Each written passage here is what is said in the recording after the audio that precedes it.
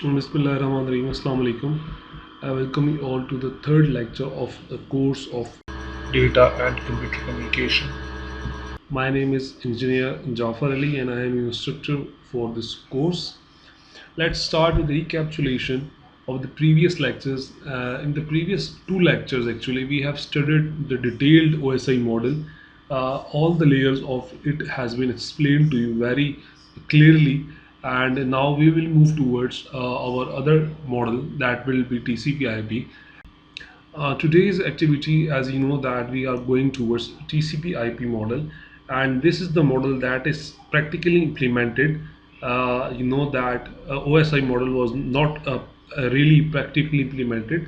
It was just a layout, and this TCP/IP model is basically the evolved version or the modified version of that OSI model, and it has been implemented for several years. Now, introduction of TCP/IP. This Internet Protocol Suite, commonly known as TCP/IP, is a set of communication protocols used for the Internet and similar networks. It is named after the two most important layers. You know that in OSI model there was a transport layer in which we have used UDP and TCP, and that TCP is over here. And another layer that is used in this model is basically IP and Internet Protocol, and which were the first two networking protocols defined this standard. So these two standards, these two protocols are defined the name of this standard, that is TCP/IP. So now here is the relationship between OSI and TCP/IP model. You can see that there are 7 layers in OSI model, but now these layers are shifted, or you can say transformed, into 4-layer model. The first layer is basically network access layer. This is basically the combination of physical layer and data link layer as compared to OSI model. The network layer in OSI model has now termed as internet layer. The transportation layer is termed the same. The name is kept as same, and the application layer and presentation layer has been combined in this model. And you can see that there are several protocols in the TCP/IP architecture model. You are finding several protocols: FTP, SMTP, Telnet in the application layer. After that, DNS, SNP, SNMP, and RIP as well. And in the transport layer, there could be TCP or UDP, but most of the architecture is now implemented on TCP. We will look over that in the coming slides. After that, there is Internet Protocol IP, and the last there could be any network architecture, and that could be Ethernet or topology, anyone. Now coming towards the major characteristics of TCP model, you know that TCP is basically connection oriented protocol. It means that there is a between a client and a server, or you can say that a transmitter and the receiver, before the data transmission actually starts. So you have to establish a path or dedicated resource between the transmitter and the receiver, or a client or a server, before actually starting transmission. uh, the TCP/IP provides basically reliability, and how it can provide reliability using several methods. It can use data acknowledgement. We will learn that what is data acknowledgement, what is three-way handshake, and what is checksum on both header and contents. Also that it must be kept in mind that it also performs, as you know, that flow control, that sender cannot overwhelm receiver with the data. So sender cannot be bursting the data on the receiver. That is meant by flow control. So there should be an entity or a body that is controlling the flow of the data. So that is why TCP has played a vital role in this model. Now coming toward the top layer of this model, that is TCP/IP, is still the same as OSI model, that is basically application layer. And this layer is basically a combination of presentation, application, and session layer of OSI model. So we have combined the other three layers, the top three layers of OSI model into one layer, and that is termed as application layer. And it provides a way of applications to access the network. This layer also contains higher level protocols, and we will be looking at that. That what are those higher protocols, and this layer is also made in such a way that it has the ability, or it has the compatibility to use both TCP and UDP protocols. So you can either use TCP or you can either use UDP protocols uh, for this in this model of the network, that is TCP IP. Now coming towards UDP, and UDP is basically, that use the data column protocol, and it offers a faster way or a direct way to send and receive the datagrams over an IP network with a few error recovery services. So it has not much reliable as compared to TCP, but it also provides faster delivery uh, because it has no established path. So the data could be routed from any path, and the chances of their error recoveries but are minimized. Now, what is TFTP? This is basically advanced version of application layer protocol. There was a protocol known as file transfer protocol (FTP). Now, this is the advanced version of that. It is the most simplified version of FTP protocol, and it has no security features. So, the security features has been removed, or you can say that security features has been ignored completely in this TFTP. Now, if if want to combine basically TFTP with UTP, it usually occurs on a LAN because physical links are very short and the devices are not far enough from each other. So there is no issue of packet delivery, and you can use that UDP in your small links, small area, and small distances between the computers. So you can use that UDP over here.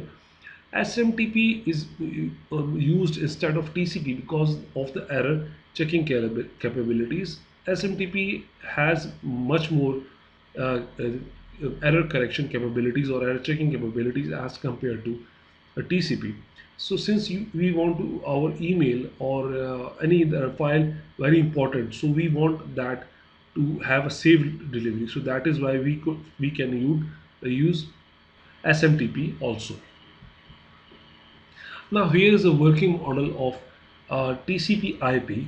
You can see that there is an application layer, and there is, which is, let's suppose, HTTP, hypertext transfer protocol. After that there is a transport layer, and let's say we have selected the TCP protocol over here. After that we are having a network layer, and at this layer let's say we have selected the IP protocol, internet protocol, and in the last the data link layer is there, and you can use several protocols that we will be looking in the coming slides as well. After that there is a media. So if a user want to communicate to a targeted server, or you can say a host, a web server, so it cannot directly communicate to this server. This is not possible. And if a layer of this node, this node want to communicate a layer of with another device, so it can also not communicate with this layer of the another device as well. So it has to follow the path that we already discussed in the OSI model in detail, that it has to follow all this route to go towards its destination. So if this laptop want to connect with this server, so it has to follow all this route before actually start communicating. All the data should be transferred, or you can say should be transmitted through this route. Similarly, if server replies back, the data will be following this path, the route back path to this user on the laptop screen. So this is the basic working model of your TCP IP. After the application layer, there is basically the transport layer, And you know that it again I'm this is again same process that it can use either of TCP or UDP. So this choice is actually made based upon the application transmissions reliability requirements. If your data wants to be delivered, if you want your data to be delivered fast, or you can say in a short time, you can use UDP. But if you want your data to be sent but in reliability, in reliable communication, you can use a TCP model. So it basically depends on the application requirement, that what your application requires from the network. So the transport layer also handles all the error detection and recovery, etc. It can provide you checksum, it can provide you acknowledgement, it can provide you timeouts. And now what is timeout? Timeout is basically if you want to send some file in a medium or towards the receiver, and you say that there is a lot of this the line is not secure, so it is also possible that your secure data gets routed from one node to another node, finding the route. And mostly it occurs in your networking, because one file, let's say this is the transmitter and this is your receiver,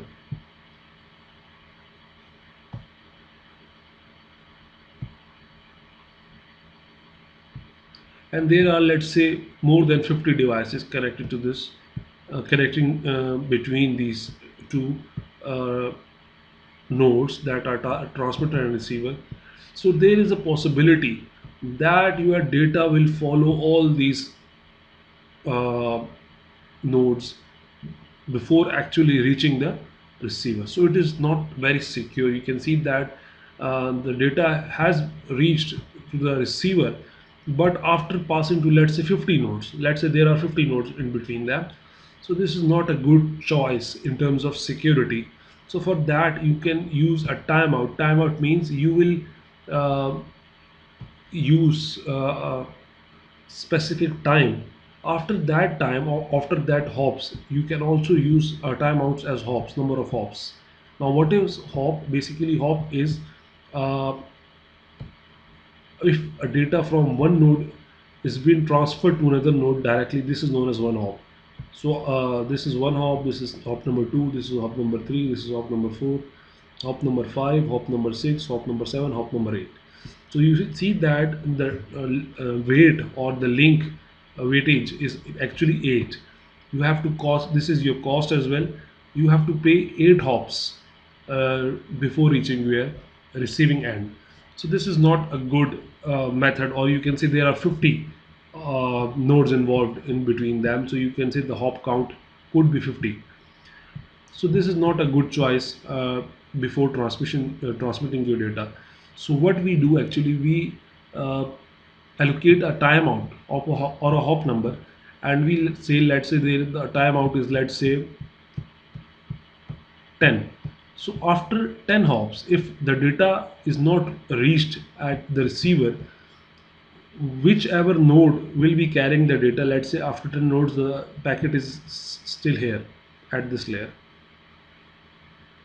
So this packet, this node will be discard this packet to make sure the security that no other device can have this file in the future, because you see that a lot of time has been passed. Already we have covered 10 hops and the data is not received. So after 10 slots, you can say 10 hops, the data will be discarded by the node which was carrying it at that time. So this is the timeout control transmission, and this is very good in terms of security. And end-to-end verification is also performed by this layer. And unlike OSI model, TCP/IP actually treats reliability as end-to-end problem. The major uh, target of TCP/IP is actually reliability. It is mostly used whenever you want your packet to deliver. It majorly occurs if you want your data to reach the destination more securely and more safely. Now coming towards the internet work layer, this is the third layer of this model, and this is also known as internet layer. In the OSI model, this layer was named as a network layer, but now in TCP/IP model, this layer is termed as internet layer. And the main purpose of this layer is actually to organize or handle the movement of the data on the network. That how your data from the transmitter to the receiver will be routed. So this is done by the layer, and this layer is basically internet network layer. This layer is responsible for addressing, packaging, routing functions, and you see that the core protocols of this layer actually are IP, ARP, IMCP, and IGMP, etc. There are several other protocols, and we will study several protocols in this course, inshallah.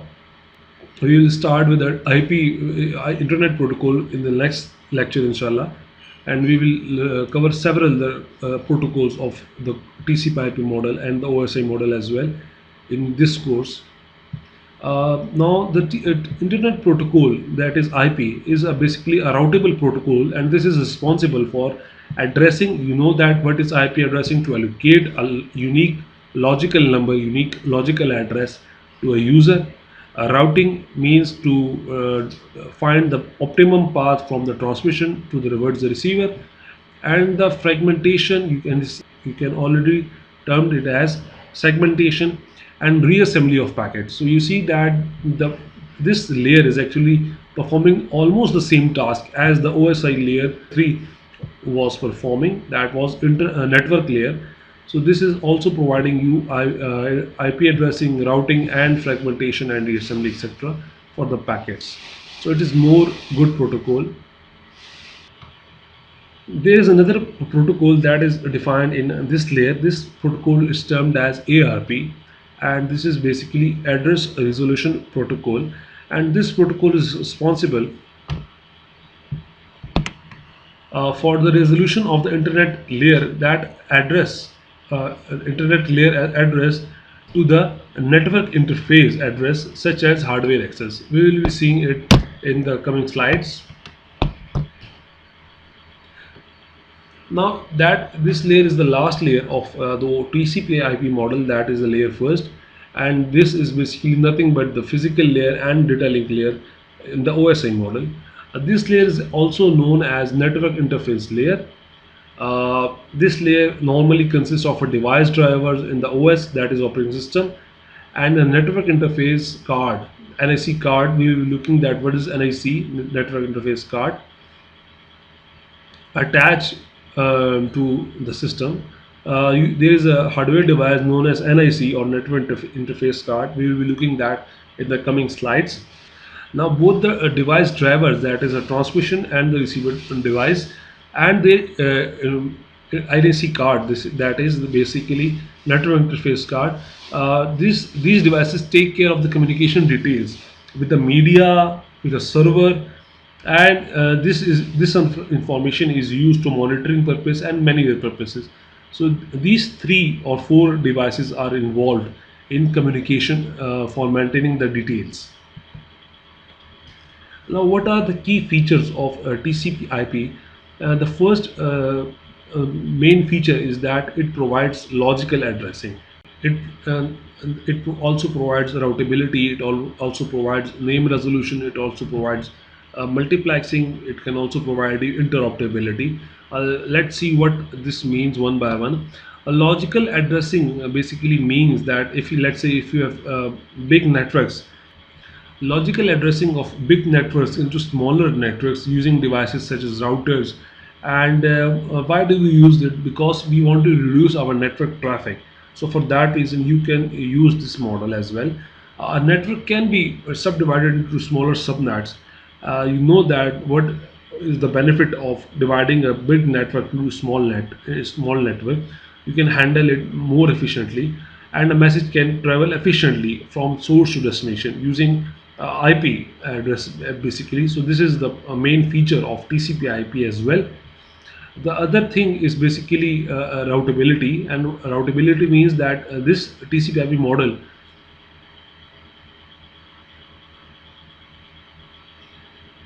helps data packets to move from one network segment to another network segment. If you want to move within your network, you can also reroute your packet for using this model. So this model can also provide you routability feature as well.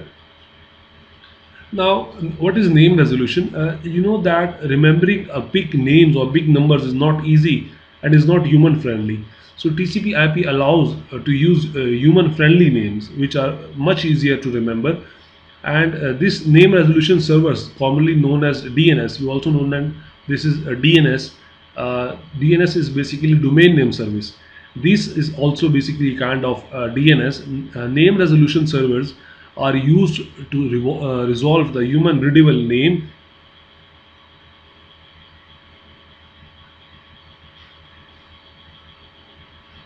and this is also termed as fully qualified domain names FQDM to an IP address or vice versa. So you can use these names that are easy to remember, easy to call out, and easy to work upon as compared to the numbers or big names. So this is another property of name resolution that is provided by TCP/IP. Now, what is multiplex? Now, what is multiplexing? Multiplexing is basically accepting the data from different applications and directing that data uh, to different applications, listening on the different receiving computers. So it has a common shared path from the transmitter towards the receiver. And this TCP/IP provides you the property of multiplexing.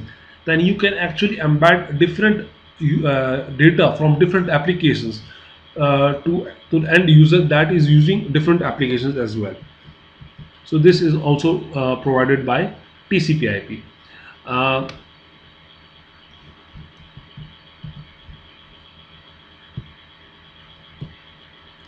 the another feature of TCP/IP is basically interoperability. Uh, you, interoperability means to work simultaneously on different networks. You can operate at different boundaries. So TCP/IP can work in a heterogeneous network. It eliminates the cross-platform boundaries. You can easily shift from one platform to another platform using this TCP/IP model.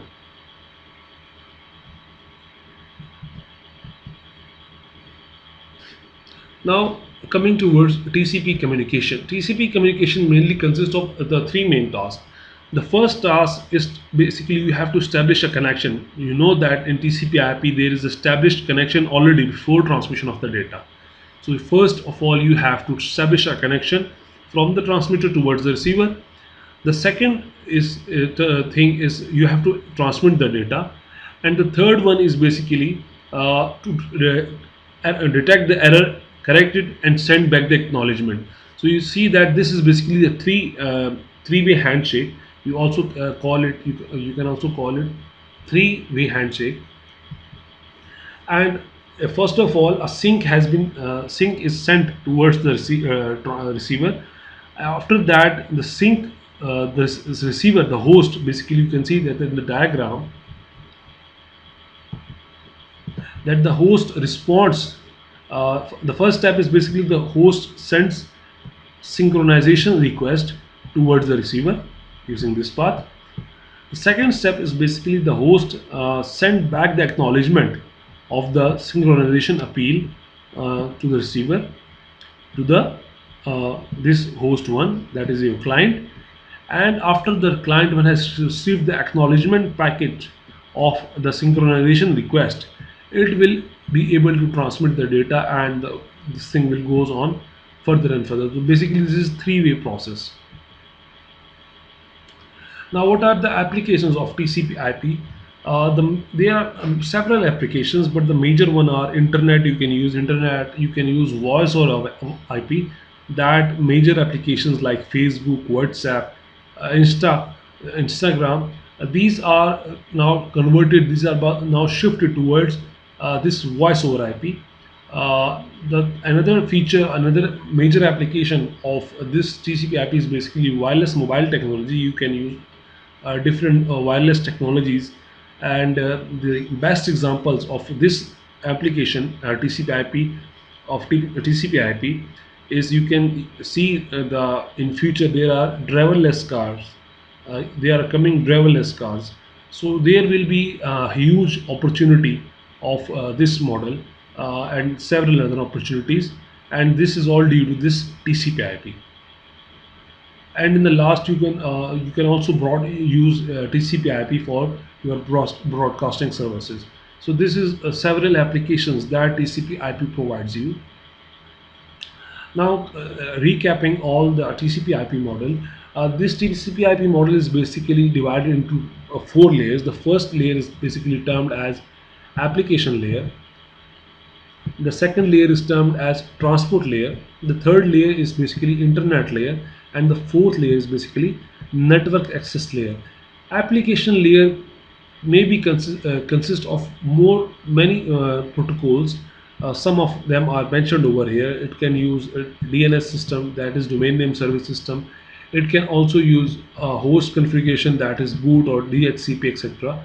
It can also use email services, and it may be using SMTP protocol, POP protocol, IMAP protocol. There are several protocols, and it is not possible for a single human being to learn all of these protocols by himself. So I will be teaching you few of these protocols, and I will suggest you to learn the important ones by yourself as well. There is another protocol of file transfer, that is FTP, and we have discussed about TFTP, that is file transfer protocol. And in the last, if you are using any web services, you can use HTTP, and you can also use another protocols that are provided to you by application layer. Another layer is basically transport layer, and it can provide you two protocols either. It can be a UDP or it can be a TCP protocol, and you know the differentiation between TCP and UDP. Now you know that UDP is basically connectionless and TCP is connection oriented. You have to basically establish a path from the transmitter towards the receiver. The next layer is basically internet layer. Internet layer is divided into several protocols. You can use IP internet protocols, you can use network access stable NAT, you can use IMCP, open short path, and different protocols. There are several other protocols, BGP, etc. These are several protocols that are used in internet layer, and we will be covering major of these protocols in this course, inshallah. And in the last, there are network access layer, and this layer can provide you multiple protocols as well, that is ARP, PPP, Ethernet, or any other interface devices. Because now in this layer, in OSI layer, we have discussed that physical layer is directly connected to the devices or hardware or the medium. And in this TCP/IP model, this network access layer is actually doing the same task. It is providing you the interoperability. It's providing you the connectivity with different interface devices and their drivers, etc. So this is a small protocol that is established or developed from the previous OSI protocol. Now let us start another very interesting topic, that is modulation. So before going that what is modulation, let's see what is the actual need or what is the basic motivation for the modulation. So to make sure the compatibility between the data stream that is digital and the medium that is mostly analog, we use this kind of activity that is known as modulation. And in modulation we convert this analog signal to this digital signal into analog signal. You see that the data is coming from the physical layer in the form of bits, and we want to make it transmit towards the receiver. So for that we will be using the conversion process from the digital data towards the analog data, so that we can transmit it over analog medium. So for that we use a modulator, and this process is known as basically modulation. You see that we have converted the data from the digital to its accurate or equivalent representation of analog signal, so that we transfer it towards the receiver over a transmission medium.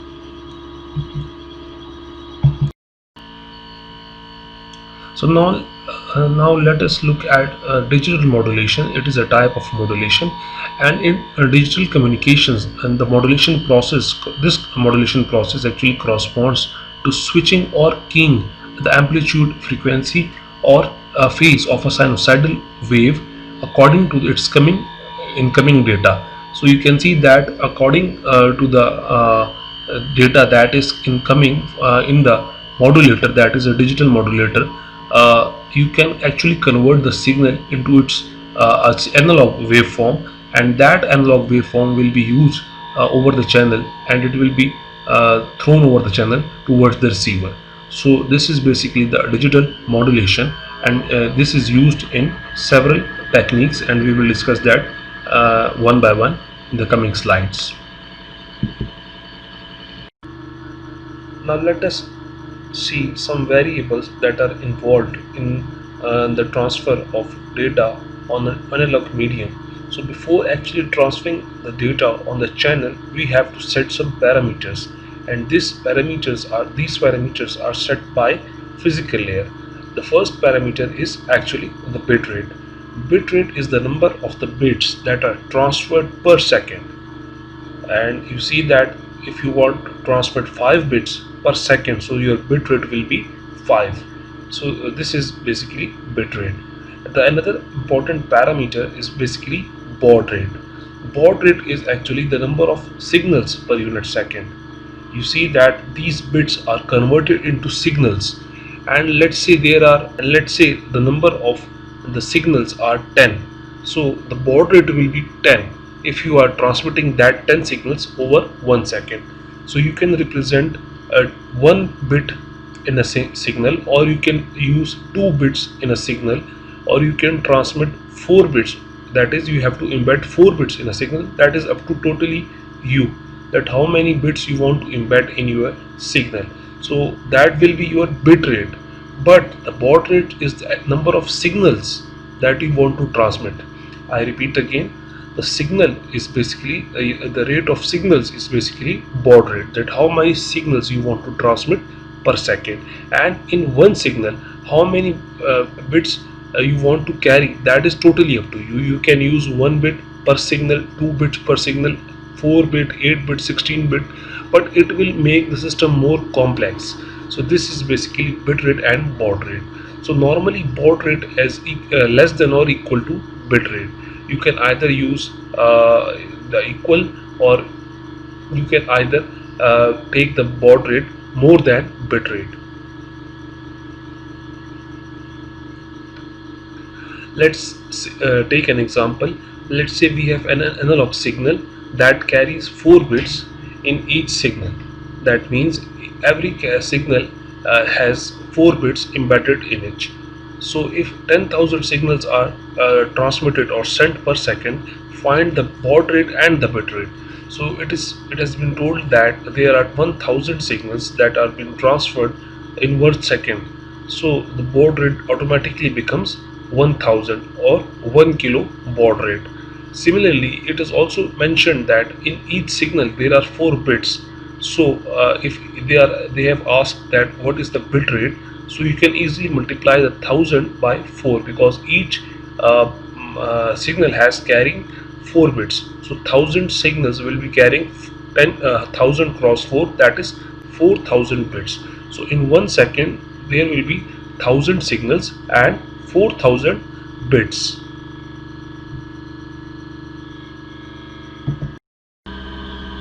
Now let us see another very important factor or parameter that needs to be set before actually transmitting the data over the analog medium, that is carrier frequency. If you want your data to be transmitted further at a long distance, you need to have some kind of higher frequency, and that higher frequency is commonly known as carrier frequency. Low frequency that is usually generated by a machine or a man is normally baseband, that is at low frequency. The human body normally speaks up to 4 kilohertz per second, but the machine can actually generate more than that frequency. So for that you need to have carrier frequency, which will be converting your baseband frequency into higher frequencies by the use of modulation. So that is basically carrier frequency. So in analog transmission, the transmitter actually produces a high frequency signal that acts as a basis or the base for the information signal. On that base, you have to transmit your baseband signal. You see that you have a low frequency signal and you want to transmit that on a and for that you need a high base, or you can say high frequency base. So you will be using this frequency as a high base. The receiving device that is at the receiving end, that should be tuned to the frequency that the carrier signal, that if you want to transmit your signal at a high frequency, so at the carrier and at the receiving end actually you have to put the same frequency, and that should be tuned, and the receiver should be tuned to that frequency. If there is no tuning between the transmitting frequency and the receiving frequency, so the receiver will not be able to receive that signal because it is of high frequency. So tuning is very important, and normally there is another term that is used for the tuning as well, but tuning is a good term for this. Mostly people use tuning, but some people use synchronization as well. So I will prefer you to use the tuning term instead of synchronization. Synchronization is a little bit different with respect to tuning. Now, how does this modification or modulation actually occurs? You have to modify one or more characteristics of the signal. You can either modify amplitude, you can either modify its frequency, or you can either modify its phase. We already know that there are three parameters that are involved in a signal. The first one is amplitude, the second one is frequency, and the third one is phase. So you can play with either of them while you are modifying or modulating your signal. So this kind of modification is actually termed as modulation or shift keying. You will be using both of these terms, shift keying or modulation. And the information signal that needs to be embedded on the higher frequency, that small signal or the baseband signal, is normally known as modulating signal. You need a modulating signal, you mix it with the carrier frequency, but the output of the whole combination or the mixing results into modulated signal. The signal that is coming towards higher frequency is basically known as modulating, and the signal which is generated after the mixing of the carrier frequency, that is higher frequency, the signal is termed as modulated. After is modulated, at the before modulation it is known as modulating signal, that it needs to be modulated. So now let us look at some important techniques that are used for modulation. Actually, you need some algorithms or a mechanism that should be evolved, and by applying these mechanisms you can actually convert the data that is in the form of bits towards analog signal. And there are three techniques of modulation. The first one is amplitude shift keying, the second one is frequency shift keying, and the third one is basically phase shift keying. You can see that we are using, or we are playing with the three different parameters in a signal. So using or manipulating either of these parameters, you can actually achieve modulation. And we will discuss that there are two types further of shift keying, that is binary and M-array. In binary there are three types: amplitude, frequency and phase. And in M-array there are also three types, that is amplitude, frequency and phase. Binary and M-array are two types of modulation techniques, and in binary we can only use two amplitudes at a time, or two frequencies at a time, or two phase at a time. But in an M-array we can use 4, 8 amplitudes, or you can use 4, 8 frequencies, and up to so on. And similarly you can use 16 phase, 32 phase, and it's totally up to you. So there are major two classes, that is one is binary and the second one is M-array. and both of these have these three further classes, that is amplitude, frequency and phase. Now how you will select any of these? So it basically depends upon the application. It but basically use depends upon the client, that for which application you want and what is the requirement for the client. If the client needs a higher efficiency, we will see that what is the efficiency of all these techniques, what are the results, which technique is much better, which is more uh, repellent or susceptible to noise. So we will look that in coming class, inshallah. But for now, this is you have to keep in mind that there are three basically two types, and in each type there are basically further three types, further three classes. The first one is binary, the second class is m-array, and in binary there are amplitude, phase and frequency, and in m-array there are also amplitude, frequency and phase. So that's all for today. So that's all for today's lecture.